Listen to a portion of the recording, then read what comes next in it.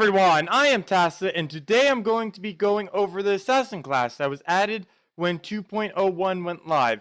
You can obtain the Assassin class from completing the Mist of Scales questline and then doing the bonus line after that. Before I get into this, I'd just like to do a quick update. I know many of you have been mentioning that I do need a better mic, and I have finally ordered one. That will be in about a week or two. Got a couple of accessories for it too. So my audio quality should be a lot better on this channel as of soon. This was able to occur due to some really generous donations that I got from Twitch, which was able to cover the full cost of the mic. And I also got a couple of accessories and a new webcam from YouTube ad revenue. So thank you everyone who donated or just watched my videos. So let's just get into this now. Let's just go straight to PvP and do a match or two with the new Assassin class. Actually, before I do that though, it would be nice to actually show you what it is for any of you who haven't seen it. A couple interesting things about the Assassin class.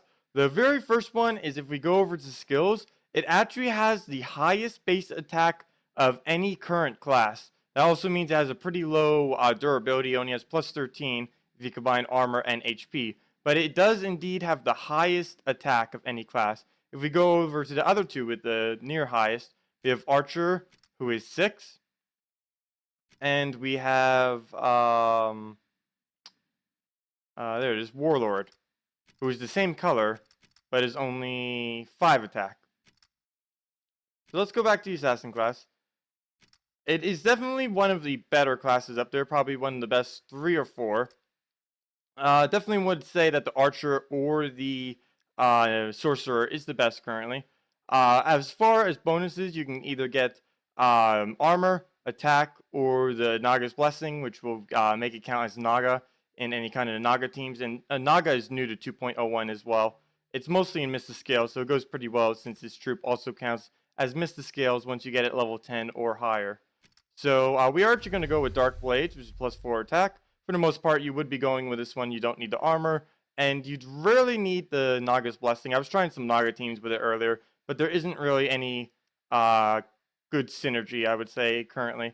There's some teams that can work with it, but none that... there's no Nagas that create skulls, and the Assassin class really needs skulls if you have it fully traded.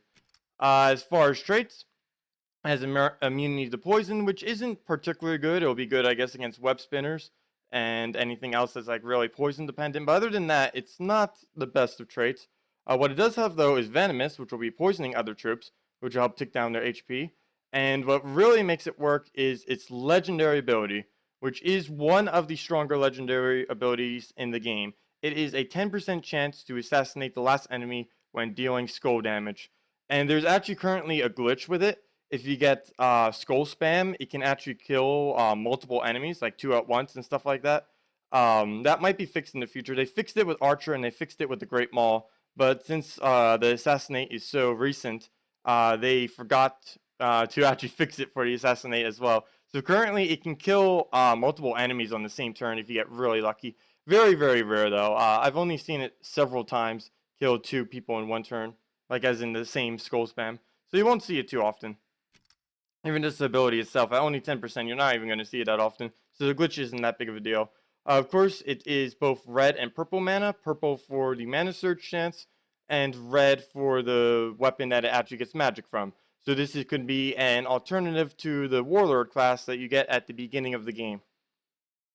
And of course, the legendary or mythic weapon, whatever you call this, the weapon that you get from actually getting 250 wins. And that is the Serpentine Dagger. It deals damage to a target enemy, poisons them, and then has a really interesting mechanic. There's a 10% chance to kill them, but if they're poisoned, it is a 20% chance. And I have tested this, and if the enemy has shield on, it will still actually kill them because it does 2 attacks. It does the initial damage, and then if the instant kill triggers, it will just then do like infinite damage to them.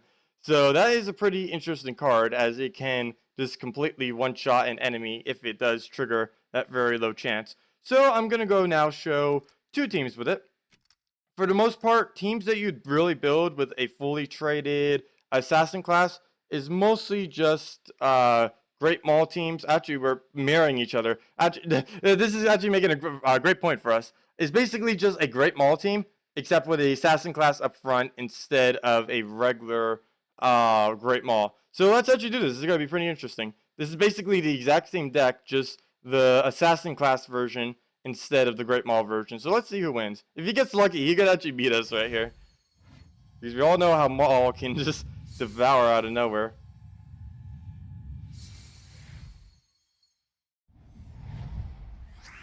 Okay, so I don't really see any good starting turns. Probably Mercy somewhere. Oh, there it is, yeah. Okay, so we're going to be able to Mercy it. Mana surge. Which means he won't be getting his. Which is really good for us, since that's his main damage source.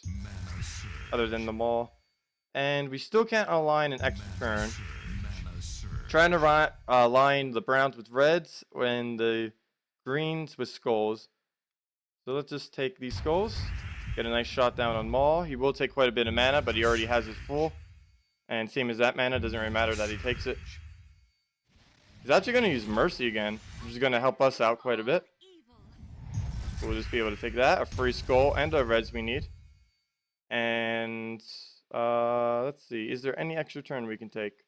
I do not see any. So we're actually going to try a instant kill on this weapon. It has a 20% chance, since it's poison, to kill. If we did any of the other ones, it would only be 10% chance. But we'll have a 20% chance right here to kill the Great Maul. And it didn't trigger, but we still, of course, get the standard damage that it does. And since the class uses red weapons, we get an additional 5 damage on it as well.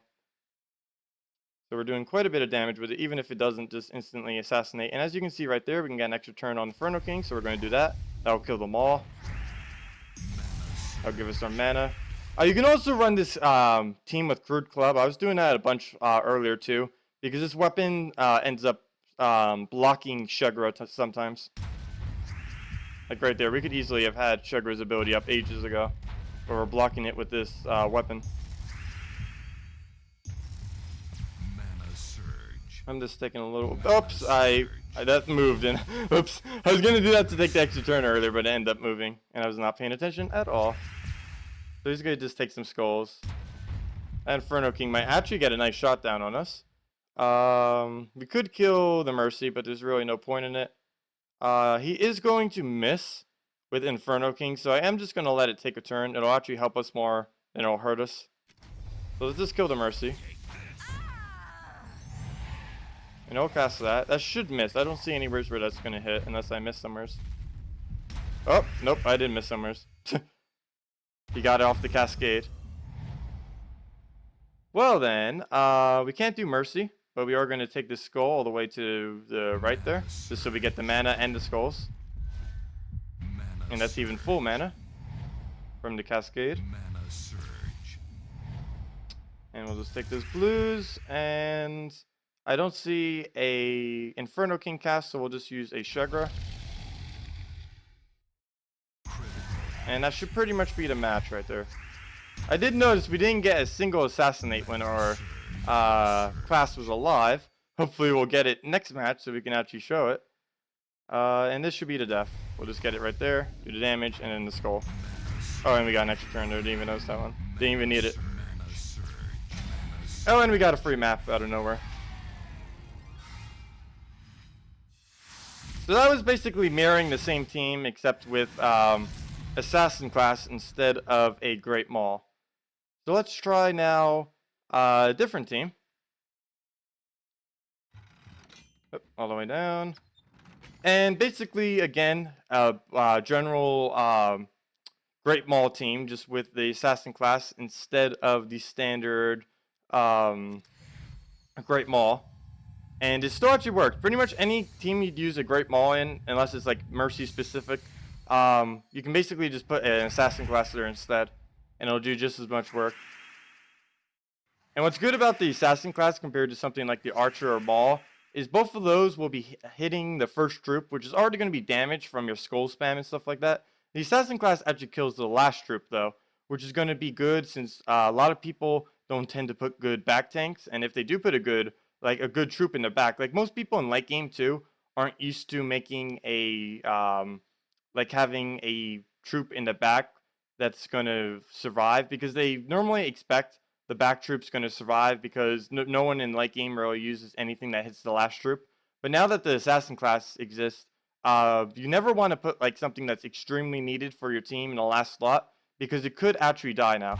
This team's set up in a way that it's fine if the Knight Coronet dies for him, but there are many teams in late game that don't build accordingly. Mana surge.